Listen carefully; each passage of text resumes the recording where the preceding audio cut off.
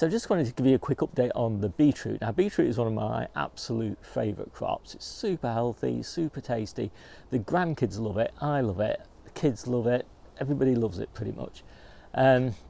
Some people don't like the red ones, and for those we grow the golden beetroot. But this year it's been a funny old year for beetroot. I mean, I've been growing beetroot since I started gardening 6 years ago.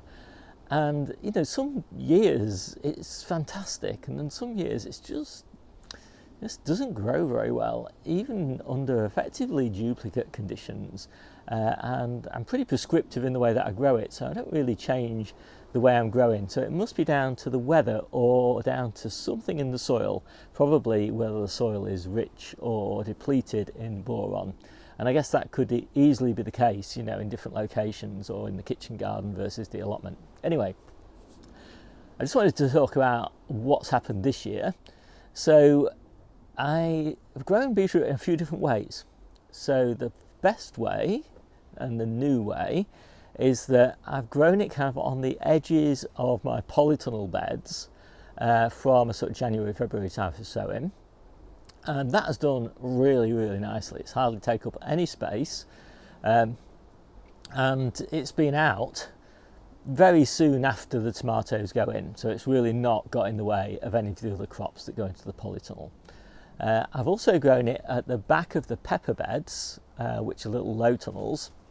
And again, it's grown really well there. In fact, it's grown so well in those two locations that I've decided that next year I'm not going to do dedicated beds for beetroot for harvest in spring, summer and early autumn. I'm just going to use these edge plantings.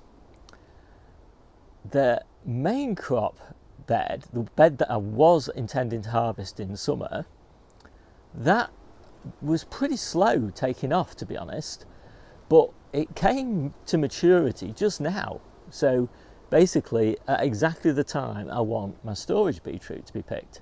So I picked my summer harvest beds, which didn't get through because those edge plantings did so well, as my storage crop.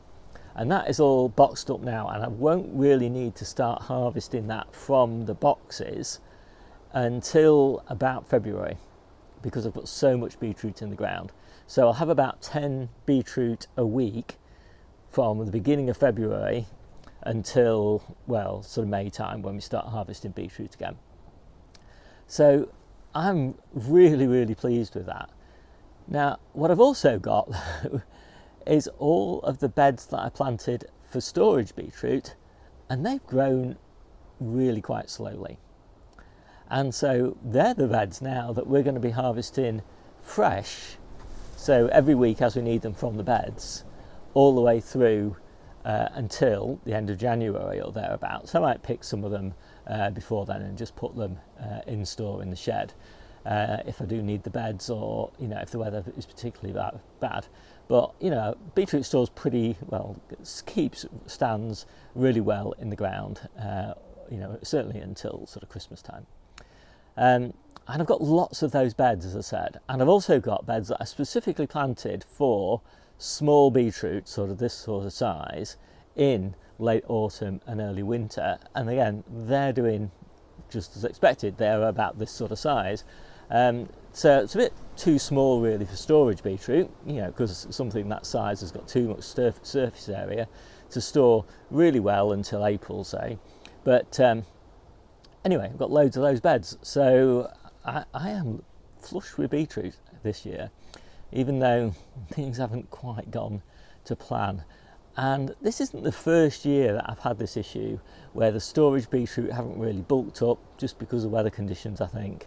But the early beetroot has kind of grown slowly, again because of those same weather conditions, but has finally got to storage size in October when we want to put it into store. So I think what I'll be doing next year is basically starting my storage beetroot not in sort of late June, July, planting it in late June, July time. I'll probably bring that back to sort of May, because I can be pretty confident I'm going to get good storage beetroot if I start them in May and harvest them in October. and then it means all my beds are then free in October for planting alliums and other things that are suited to that late planting date. So that's it with the beetroot. It's been a funny old year. My name's Steve. This is the Seaside Kitchen Garden and Allotment channel, and I'll see you soon.